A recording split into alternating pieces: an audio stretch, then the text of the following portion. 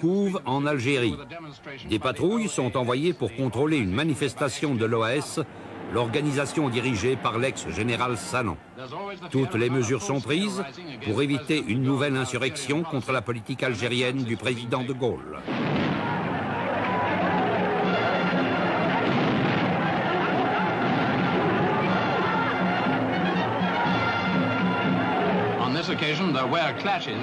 Les heurts ne font heureusement pas de victimes et l'ordre est rétabli.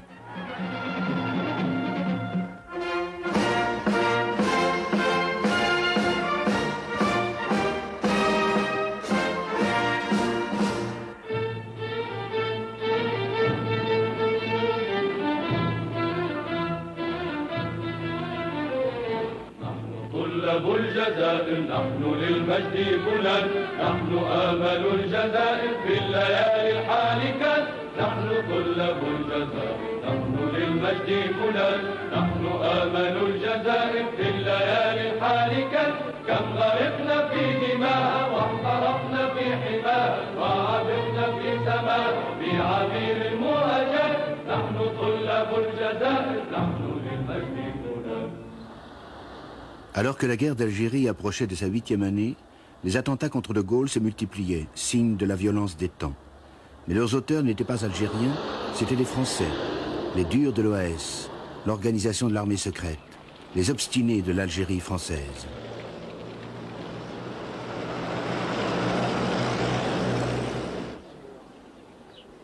La dernière tentative d'assassinat eut lieu alors que De Gaulle se rendait à Colombey. Le slogan de l'OAS, la valise ou le cercueil, résumait le choix cruel proposé aux colons, quitter l'Algérie ou y mourir. L'OAS reprochait à De Gaulle l'ouverture de négociations avec le FLN. Le FLN lui en voulait de ce que ces négociations ne progressaient guère. Les musulmans manifestaient maintenant publiquement leur soutien aux nationalistes, et les tentatives de répression de l'armée ne faisaient que souligner leur nombre et leur enthousiasme.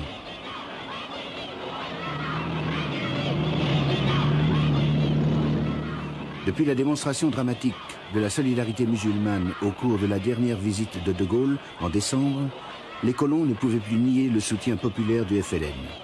Et tandis que les négociations se poursuivaient, les soldats français étaient laissés à leur mission de maintien de la paix en Algérie. Une mission ingrate et pleine de dangers, comme en témoigne ce reportage de Robert Key pour l'émission de la BBC Panorama. Les forces de l'ordre entrent en action contre les manifestants arabes. Immédiatement, les premières ambulances arrivent dans la cour de ce vaste HLM d'Alger. Les Arabes n'essayent pas de fuir et les soldats saisissent tous les drapeaux nationalistes, non sans brutalité.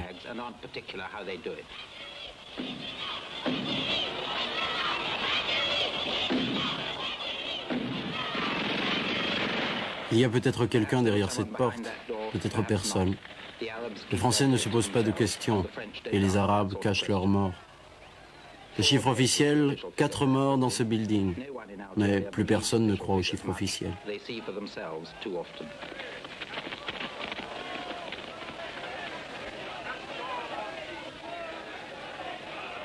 Des immeubles habités par des Arabes dans un bidonville, non loin d'un cimetière. Là aussi, on a ici les drapeaux du FLN.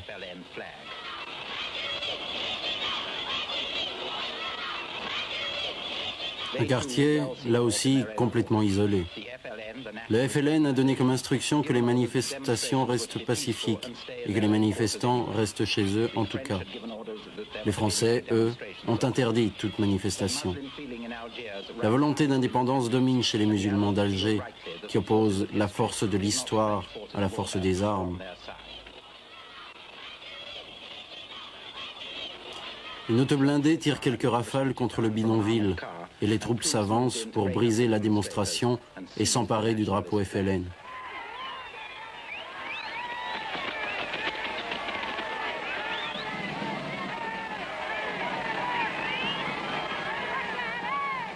C'est ainsi qu'a débuté la 8e année de guerre en Algérie.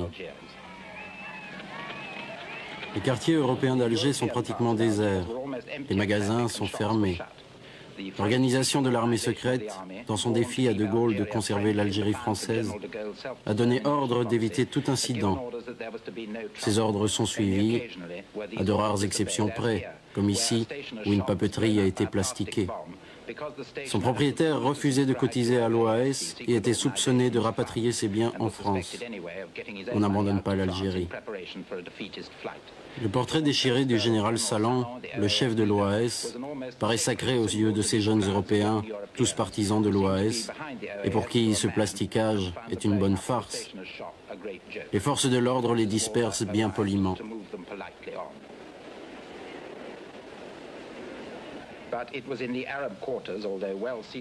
Mais ce jour-là, c'est dans les quartiers arabes, pourtant isolés, que l'on sentait le mieux la tension. Une tension qui, bien qu'habituelle à Alger, n'en demeure pas moins sinistre, désagréable. Les Européens ne peuvent oublier la terreur des attentats aveugles du FLN. Ils n'envisagent l'avenir qu'avec la crainte. Et ils ne prennent pas de risques.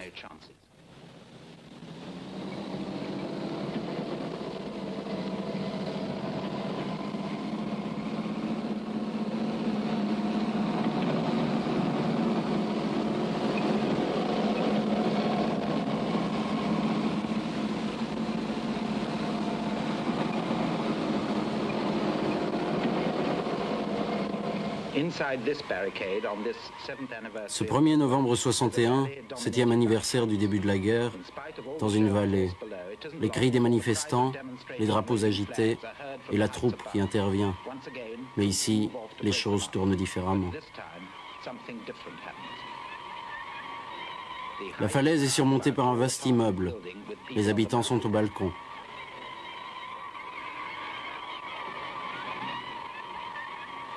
Soudain, depuis un des balcons, un coup de feu. Le lieutenant français est blessé. La patrouille se met à couvert, plus bas que la route, et concentre son tir sur la façade de l'immeuble. Le lieutenant est pansé, tandis que le tir continue.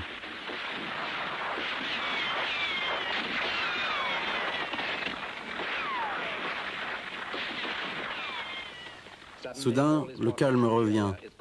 Le tir s'arrête et les blessés, certains du moins, sont chargés dans les ambulances par ceux-là même qui les ont blessés. Une vingtaine de victimes sont ainsi évacuées. Il y aurait 2 morts, chiffre modéré pour les normes algériennes. Des renforts arrivent, mais l'incident est clos. Ce déploiement de force empêche les questions sur l'origine et les raisons de cet incident. L'ordre est rétabli.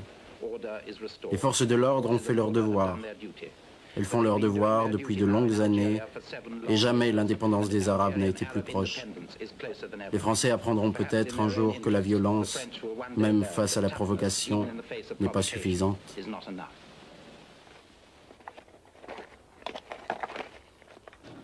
Les offres de négociation faites en mars 1961 par De Gaulle avaient tout d'abord été repoussées par les dirigeants du FLN, dans la crainte de ne pas être les partenaires uniques de la France. Puis, le putsch des généraux avait retardé les choses, tout en renforçant les atouts des nationalistes, une solution militaire devenant désormais impossible, pour autant qu'elle l'ait jamais été.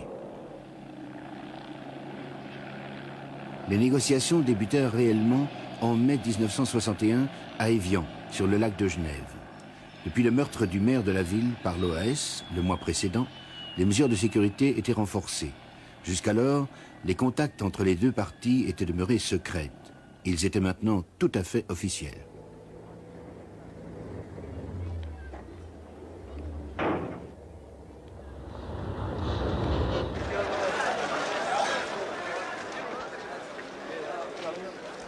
Les pourparlers se déroulant en territoire français, les délégués du FLN logeaient sur l'autre rive du lac.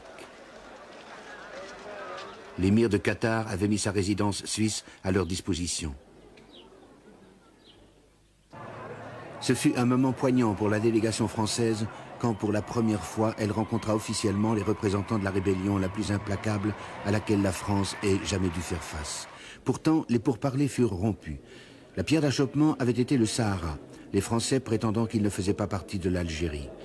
S'ils prolongeaient ainsi la guerre, ce n'était pas pour des étendues de sable désert, mais pour du pétrole, du gaz naturel et des sites où tester leurs forces de frappe atomique. La rupture à Évian exaspéra De Gaulle, d'autant que les bombes de l'OAS semaient la ruine dans Paris. Pour les Français, c'était la goutte qui faisait déborder le vase. Pour De Gaulle, cette guerre l'empêchait d'entreprendre son œuvre de redressement de la France. Pour le FLN, ces bombes affaiblissaient d'autant le gouvernement français. Depuis l'échec du putsch, le chef de l'OAS, le général Salan, vivait dans la clandestinité. Des journalistes l'y découvrirent et lui demandèrent s'il négocierait avec le FLN. Alors là, non, ne parlons pas de négociation. Non. Je pense que l'exemple que nous leur montrons doit suffire à les rapprocher de nous. Êtes-vous prête à négocier avec le général de Gaulle?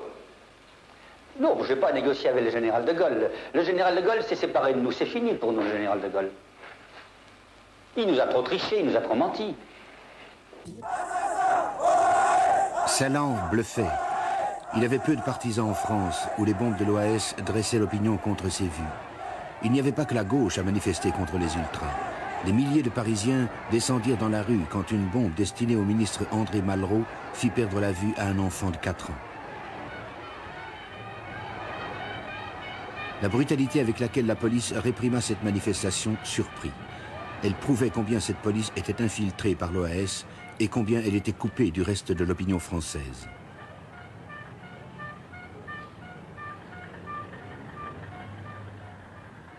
Le plus grave incident fut celui de la station de métro Charonne, où 8 manifestants, dont 3 femmes, furent tués. Je suis descendue au métro Charonne. On m'a dit qu'il y avait une manifestation, les gens reculaient, il y avait déjà des blessés, des gens par terre, enfin tout ça.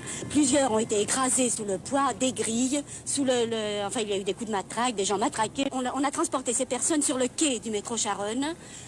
À ce moment-là, il y a eu des gaz lacrymogènes. Les gens, il y en avait un qui était pratiquement mort. On les a transportés du métro Charonne au métro Boulay-Montreuil, où on pensait que ça serait plus calme. On a essayé à ce moment-là d'appeler police secours, ou je ne sais pas, d'appeler quelqu'un. 1 heure après, exactement, quand ils sont arrivés, le docteur a déclaré une fracture du rocher, il n'y a plus rien à faire. C'est le blessé qui vous parle. On ne sait jamais que la police taperait sur les gens qui sont contre l'OAS. Les attentats de l'OAS créaient un état de guerre civile en France, où l'Algérie tournait à l'obsession. Ils influençaient aussi le FLN. Craignant que si De Gaulle était renversé, son successeur se montre moins accommodant, les nationalistes algériens assouplirent leur attitude. Le nouveau président du gouvernement provisoire, Ben Khedda, était conscient du carnage que l'OAS faisait dans la population musulmane, dégoûtée elle aussi par la guerre. Paradoxalement, les deux camps étaient unis face à un même adversaire. Sur la question fondamentale de l'avenir de l'Algérie, les points de vue français et algériens se sont rapprochés, donnant à une éventuelle négociation des bases plus précises et plus sûres. C'est dans ce contexte qu'on peut s'interroger si la procédure d'autodétermination n'est pas dépassée et s'il n'existe pas un chemin nouveau, plus court et plus aisé pour parvenir à la cessation des hostilités. Nous pensons, quant à nous, qu'il est possible aujourd'hui de promouvoir une solution rapide du conflit et qu'il existe, pour y parvenir, une méthode qui nous ferait aux uns et aux autres une économie de temps et de sacrifice et permettrait d'instaurer immédiatement la paix. Pour ces pourparlers que l'on espérait définitifs, on choisit la station de ski de Lérousse, dans le Jura, à 30 km de Genève et à 3 km de la frontière suisse. Malgré les efforts de la presse, le secret fut bien gardé et le lieu des entretiens, un garage pour chasse-neige à l'écart de la route, ne fut jamais découvert.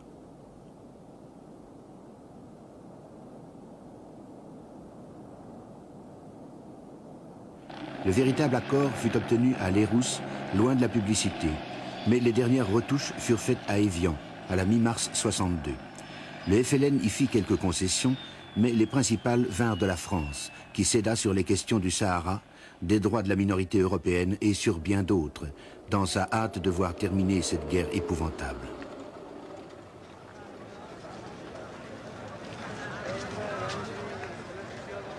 L'opinion mondiale, préoccupée des attaques de l'OAS, avait fait pression sur De Gaulle.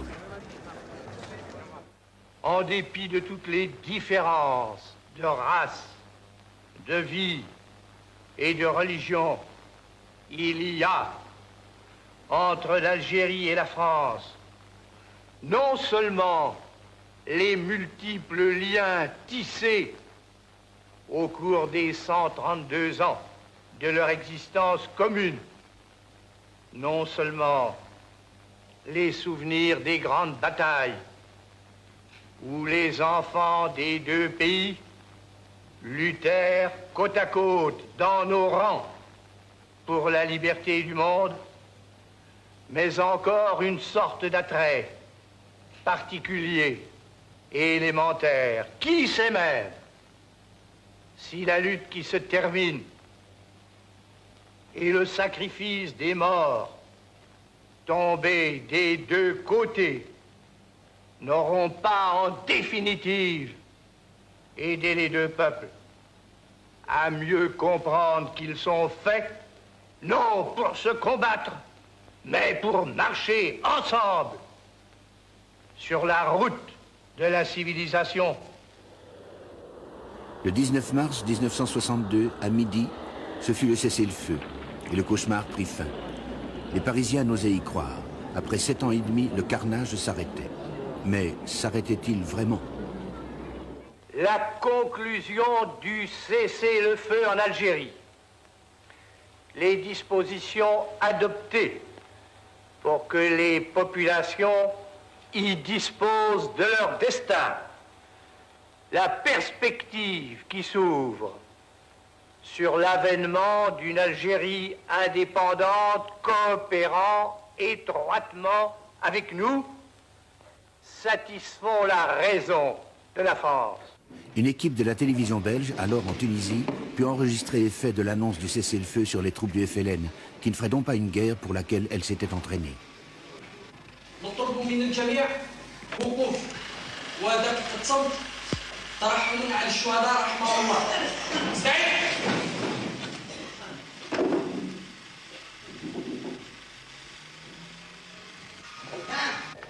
Combattants de l'ANF, aujourd'hui, le cessez-le-feu est proclamé.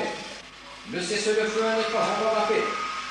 La paix n'est pas encore l'indépendance et l'indépendance n'est pas la révolution.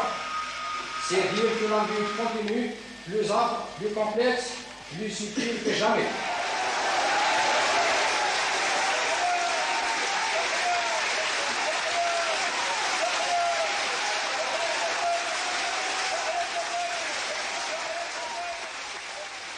Le FLN obtenait ce qu'il avait réclamé le 1er novembre 1954, l'indépendance pleine et entière pour toute l'Algérie. Pourtant, pour les Français, le soulagement l'emportait sur les regrets. Une des conditions mises par le FLN pour le cessez-le-feu avait été la libération de Ben Bella et de ses collègues après 5 ans et demi de captivité. Ils étaient appelés à jouer un rôle dans le nouvel État. Bien qu'absents des négociations, ils les avaient influencés. Beaucoup avaient attribué l'intransigeance du FLN à leur emprisonnement. L'OAS réagit immédiatement en décrétant une grève générale qui fut totale. Pire, l'OAS déclara que dorénavant, l'ennemi n'était plus seulement le FLN, mais aussi l'armée française et les forces de l'ordre. L'objectif était d'annuler les accords d'Évian, en prouvant que personne ne pourrait gouverner l'Algérie sans l'appui de l'OAS. Au lieu de s'arrêter, le bain de sang reprenait de plus belle. Alger allait, de fait, connaître la période la plus sanglante de la guerre. Jusqu'alors, les barbelés et les points de contrôle avaient été réservés aux quartiers musulmans. Maintenant, les quartiers européens aussi prenaient des allures de zone de combat. L'OAS interdit aux musulmans de sortir de leur quartier et souligna cette décision par une série de meurtres aveugles. Quand des gendarmes et des soldats furent assassinés à leur tour, l'armée répliqua en assiégeant les citadelles de l'OAS.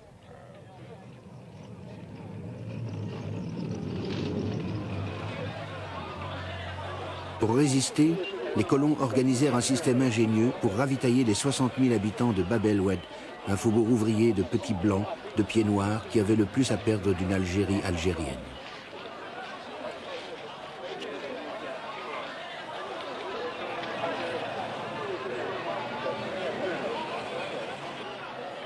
Il était clair que l'OAS bénéficiait du soutien des Européens d'Alger.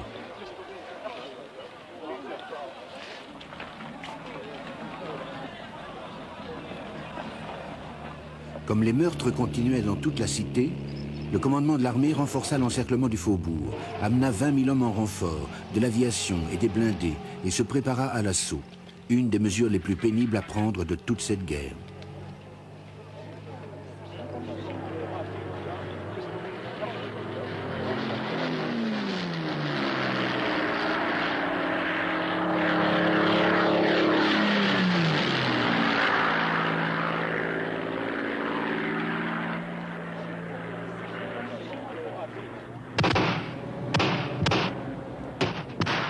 La bataille de Bab el-Oued dura 3 jours et coûta la vie à 15 soldats et à 20 pieds noirs.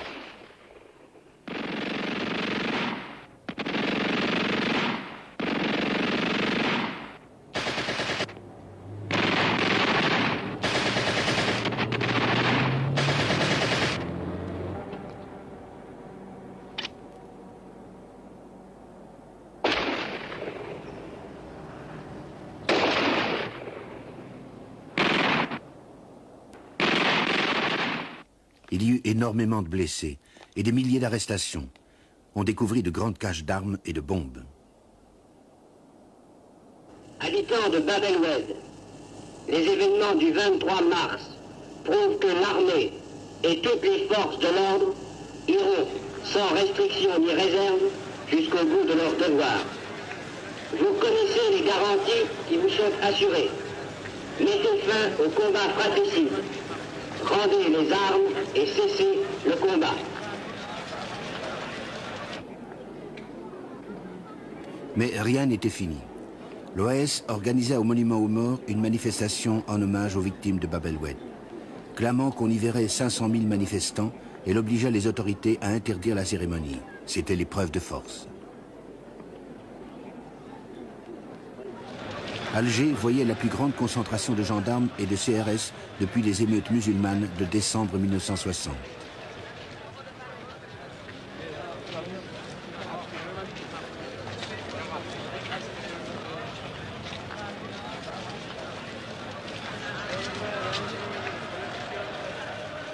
La foule ne se dispersait pas.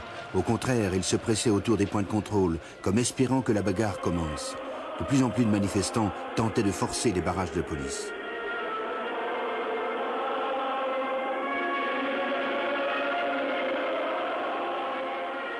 Des renforts furent dépêchés sur les lieux.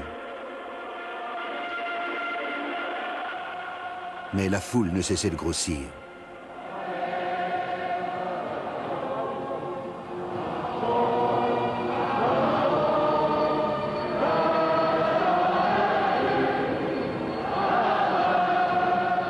Débordée, la police réclama l'aide de la troupe.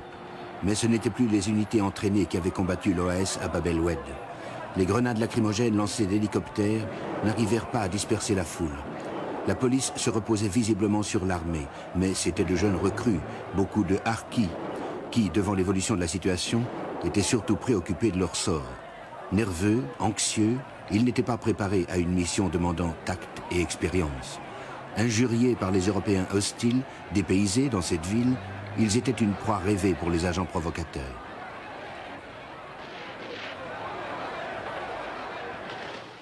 Brusquement, des coups de feu partirent d'un toit.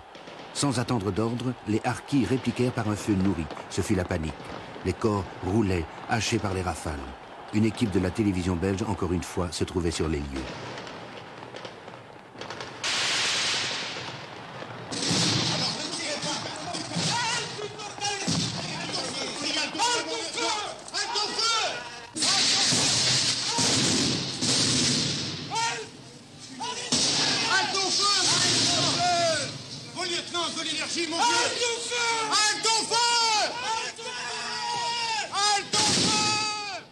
Quand tout fut fini, on releva 46 morts et plus de 200 blessés, dont 20 devaient encore mourir.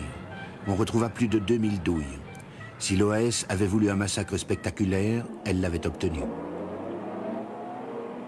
Maintenir l'ordre pendant la campagne du référendum sur les accords d'Évian, qui devait avoir lieu en juillet, serait une tâche redoutable.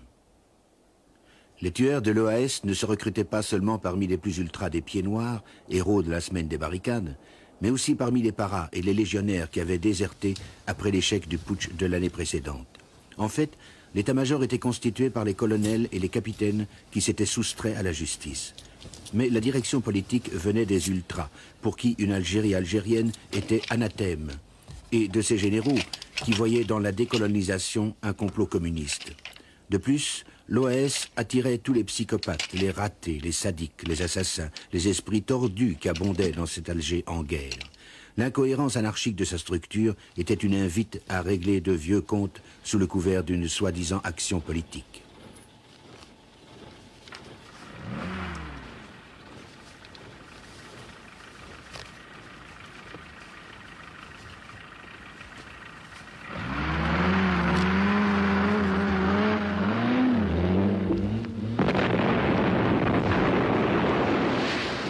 L'OAS n'était pas regardante dans le choix de ses objectifs. Quand ils n'assassinaient pas leur dose quotidienne de 30 à 40 personnes, pour la plupart des musulmans et quelques pieds noirs modérés pour faire bonne mesure, les tueurs plastiquaient des hôpitaux, des écoles, des banques, des prisons, des librairies, des garages, des usines. Leur choix n'avait pas de limite.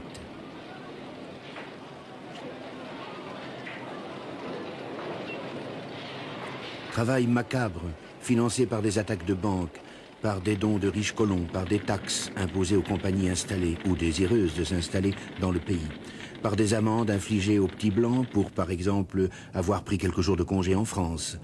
Un trésor énorme dont on ne sait ce qu'il est advenu. Pas plus que du trésor du FLN, placé, lui, dans un compte numéroté en Suisse et dont seuls quelques dirigeants connaissaient le chiffre. Des dirigeants dont beaucoup allaient connaître une mort violente et encore mal expliquée. Alger, socialement, était une ville morte. L'OAS en était responsable. Et aussi la présence de l'armée. Rares étaient les cinémas ou les cafés qui restaient ouverts le soir. Même durant la journée, plus personne ne s'attardait. Une épouse devenait folle si son mari avait quelques minutes de retard. Les amis se méfiaient les uns des autres. Les voisins se suspectaient. Européens et musulmans s'évitaient. Les deux communautés étaient définitivement divisées.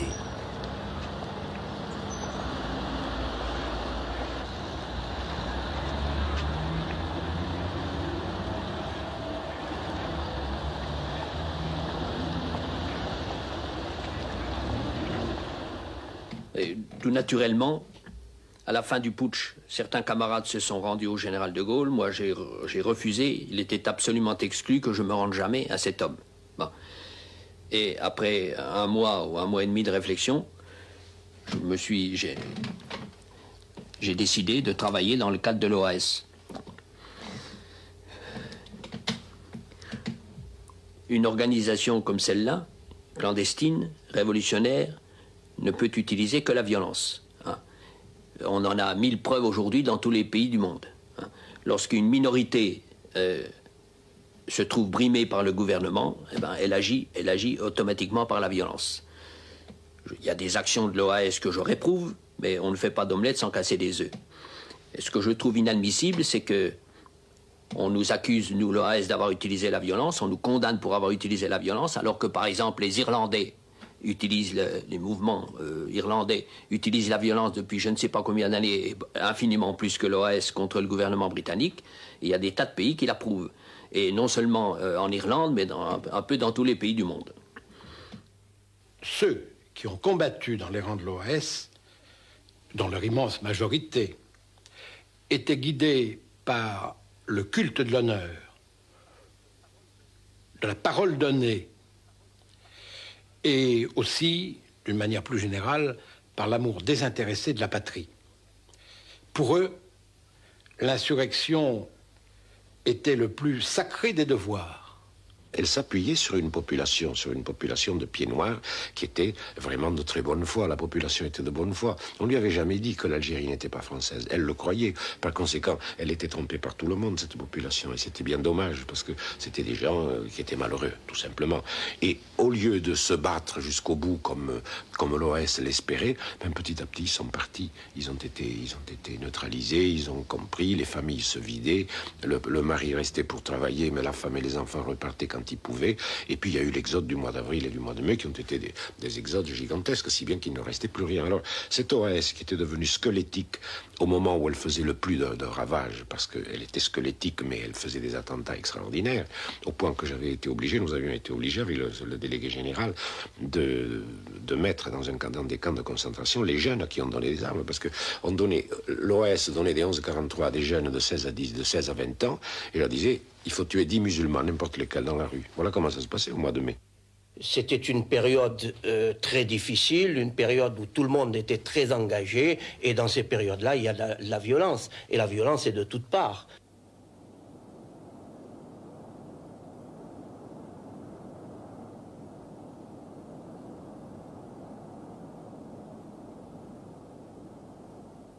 Il y a eu la journée des facteurs, par exemple. Ils tuaient tous les facteurs musulmans qu'ils rencontraient. On donnait une arme à des enfants de 18 ans, il fallait tuer les facteurs. Une autre fois, les femmes de ménage. Une autre fois, il fallait tuer les pharmaciens, etc. Donc le terrorisme a pris des formes gigantesques. Alors là, je tiens à signaler une chose qu'on n'a pas dit toujours, n'est-ce pas?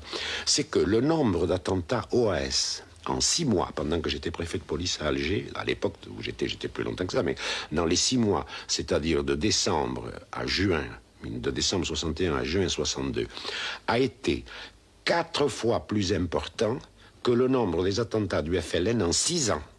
The OAS period was a very crazy period.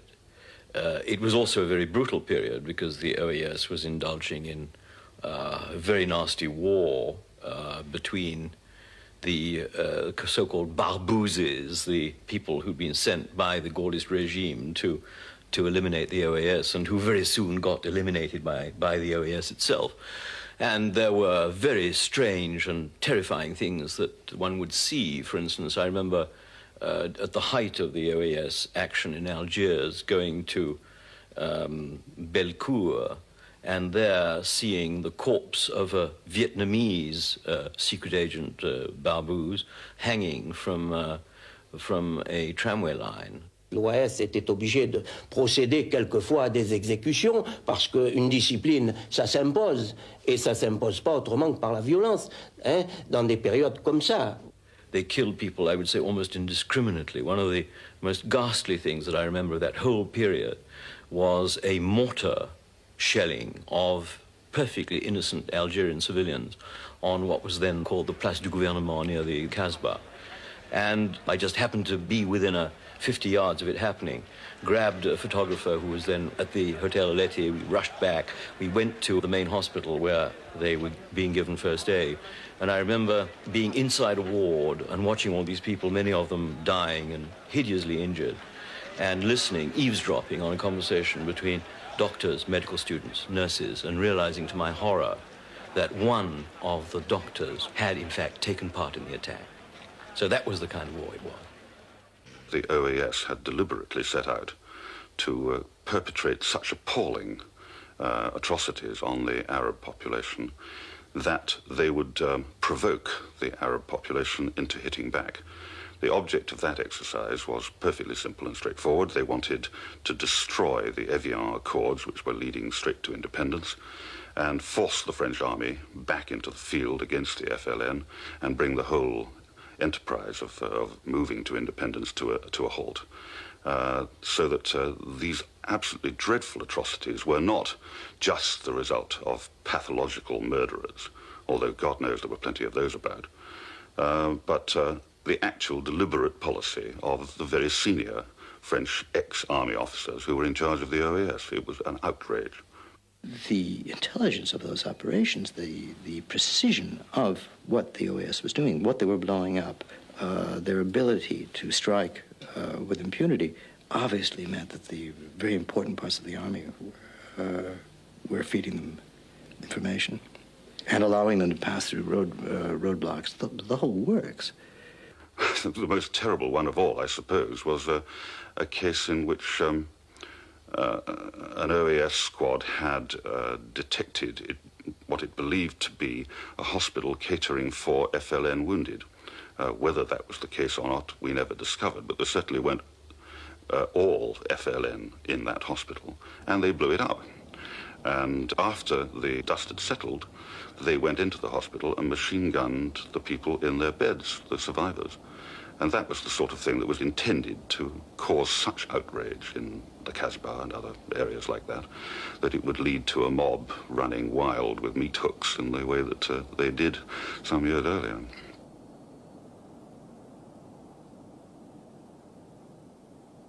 Les attaques de l'OAS devenaient de plus en plus décousues, conséquence de l'arrestation de la plupart de ses chefs. Le second de Salan, le général Jouot, avait été arrêté en mars. Roger de Gueldre, chef du commando Delta, la bande de tueurs la plus redoutable de l'OAS, avait été capturé à la mi-avril. Ce même mois, Salan lui-même fut pris. Le plasticage des réservoirs de la BP à Oran fut le dernier grand coup monté par l'OAS.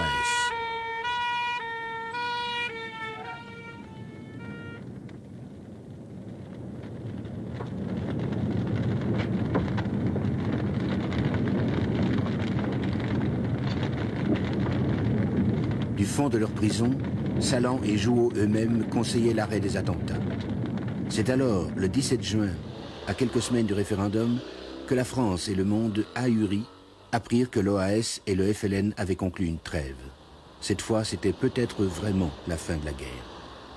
L'organisation armée secrète vous parle. À partir de ce soir minuit, de suspendre les combats et d'arrêter les destructions. Au début de la guerre, il était peut-être possible qu'une solution soit trouvée, que les Européens restent en Algérie.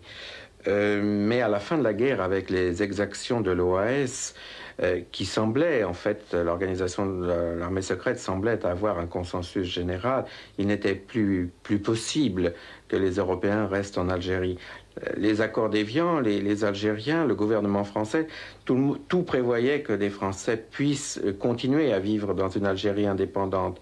Mais il y a eu de tels drames, de telles tragédies dans les derniers mois de la guerre d'Algérie et que la communauté européenne dans son ensemble a pensé que ce n'était plus possible, qu'il y aurait des vengeances et progressivement elle a quitté son pays dans la mesure où, pour certains, il y avait peut-être un risque et pour d'autres, il y avait un complexe de culpabilité, une très grande amertume en réalité pour tout le monde. Et je crois que l'OAS porte une très lourde responsabilité pour ce qui concerne le départ des Français d'Algérie.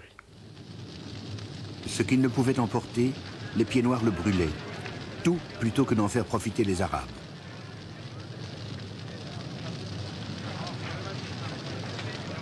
Même chose avec leurs voitures.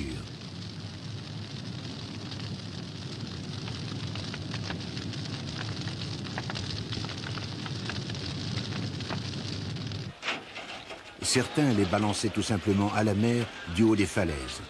Dans les rues, les traces de la terrible lutte étaient effacées. Les musulmans se préparaient au référendum qui confirmerait leur indépendance.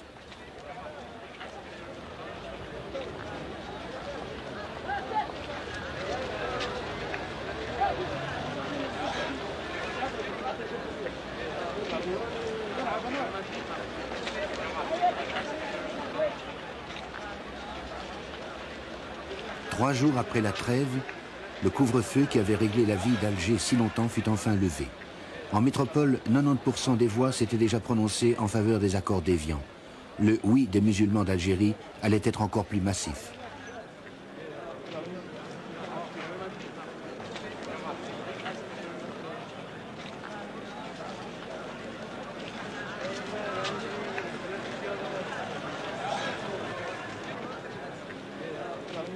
Un des exodes les plus importants de l'histoire récente commençait. Après 132 ans, les pieds noirs quittaient l'Algérie en masse. Non pas les quelques milliers de réfugiés auxquels Paris s'attendait et que les accords d'Évian avaient prévus, mais des centaines de milliers, que rien ni personne n'arrêterait. Ce n'étaient pas seulement les riches colons ou les ultras de l'OAS, c'étaient les petits blancs, les artisans, ceux qui se sentaient directement menacés par la concurrence des Arabes. À la fin de l'été, un quartier comme Bab el-Oued serait mort, abandonné. Et à Noël, il ne resterait plus en Algérie que 30 000 pieds noirs sur le million qui y avait vécu.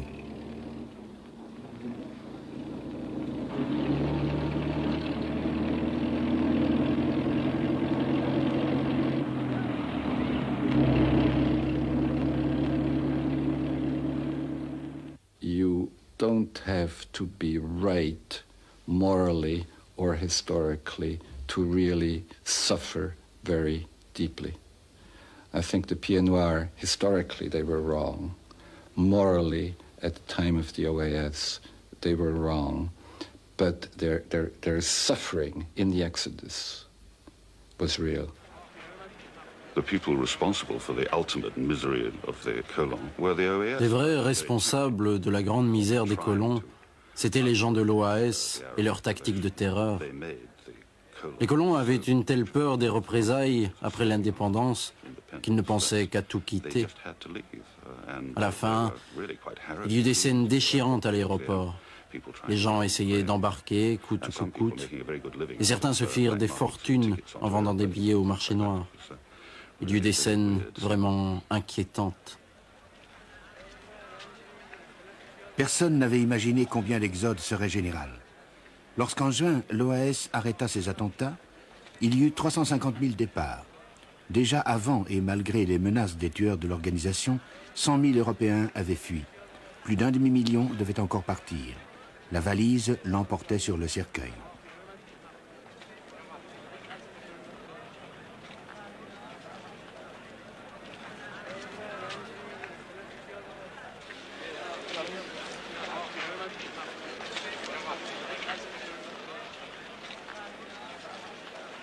Les commerçants vendirent leurs fonds à n'importe quel prix, puis fermèrent leurs boutiques pour toujours. Les bars et les cafés les plus renommés changèrent de propriétaires pour des sommes dérisoires. Des enseignants, des médecins, des policiers, des ingénieurs, toute une classe sociale s'en alla, tout simplement. Certains empruntèrent la route du Maroc et de l'Espagne, mais la plupart prirent le bateau ou l'avion. Ils n'étaient officiellement autorisés qu'à 2 valises par personne. Officiellement.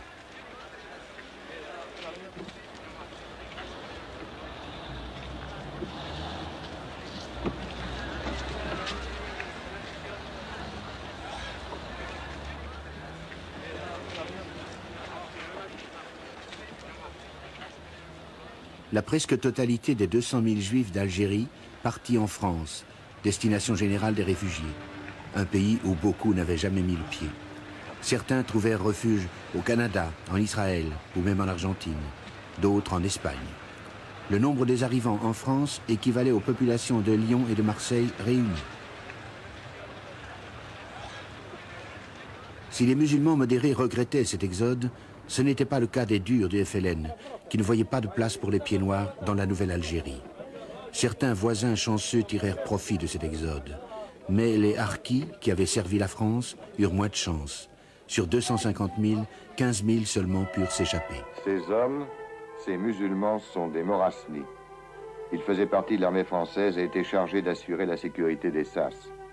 Que vont-ils devenir maintenant? C'est la question qu'ils posent à leur lieutenant, et à laquelle ce dernier ne sait pas encore répondre, d'où son trouble. Qu'est-ce que vous comptez faire? Faut rien. Je suivrai l'armée, jusqu'à ce qu'ils me disent de la quitter. Et alors, qu'est-ce que vous ferez à ce moment-là? Ben, je sais pas. Ben, une fois que je serai entre les mains. Philippeville, à côté de Philippeville, qui est un port du Constantinois, il y avait une SAS, section administrative spécialisée, et dont l'unité de police et d'intervention était ce qu'on appelait un Marzen. Marzen, c'est une troupe auxiliaire musulmane entièrement. Et le Marzen, on dit aussi les goumiers, vous avez entendu les deux termes. Les goumiers de la SAS de Mareuil étaient des gens qui étaient très pour la France et qui avaient agi énergiquement sur leurs compatriotes. Bien entendu, au moment où l'Algérie est devenue indépendante, leurs officiers les ont emmenés sur un bateau. Ils sont montés en rade de Philippeville sur un bateau pour aller en France. Il était évident qu'on ne pouvait pas les laisser là-bas. Un officier Félaga est venu. Il a exigé qu'il soit redescendu du bateau. Et il a obtenu que le général commandant le corps d'armée donne l'ordre aux militaires français de redescendre des goumiers sur le port. Oui, c'est horrible, c'est comme ça. Et ces gens-là ont hurlé, ont crié, ont supplié, ils s'accrochaient à tout ce qu'ils pouvaient trouver. Les forces françaises ont retrouvé de l'énergie, une énergie qu'ils avaient perdue depuis le putsch, pour les jeter en dehors du bateau. Et ces gens-là ont été assassinés, égorgés, sur la place de Marquet à Philippeville, à 150 mètres du bateau qu'on les avait obligés à quitter.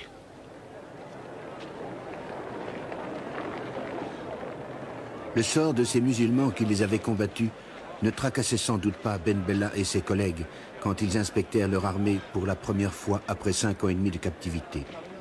Après tout, De Gaulle et son gouvernement ne s'était pas non plus soucié des 100 000 harkis qui furent ainsi massacrés. C'est là une page peu glorieuse de l'histoire de France. Et quels que soient les torts des hommes qui participèrent au putsch de 1961, on ne peut que leur donner raison quand ils rappellent ces événements.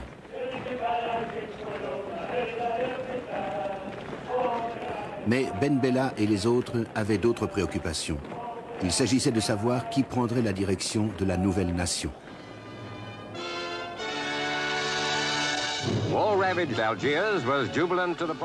La joie des habitants d'Alger frôle l'hystérie. Le référendum a décidé par une majorité de 200 contre 1 de l'indépendance. 132 années de présence française ont pris fin. Les réjouissances durent toute la nuit. Mais cette joie est peut-être prématurée. Si le Premier ministre en fonction, Ben Khedda, est le héros du jour, son rival, Ben Bella, se réclame de l'appui de 10 000 soldats. La paix en Algérie n'est peut-être pas encore assurée.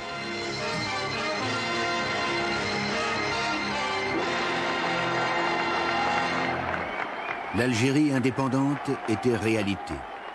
Nul, en ses premiers jours, ne pensait à des luttes futures. Les pensées allaient plutôt vers ce million de compatriotes morts pour qu'un tel moment soit possible. L'heure, en effet, était au bilan, à la réflexion. La volonté des peuples qui veulent être libres est tellement puissante à notre époque que la force des armes n'y peut vraiment rien. Et qu'il faudrait souhaiter, est-ce possible, il faudrait souhaiter que l'histoire servent à quelque chose dans des pays comme l'Afrique du Sud ou l'Amérique du Sud. Que serait un homme sans mémoire, que serait un pays sans mémoire, que serait une armée sans mémoire. C'est la mémoire vivante qui fait le présent, et le présent tient en lui l'avenir. Trouble is brewing in Algiers.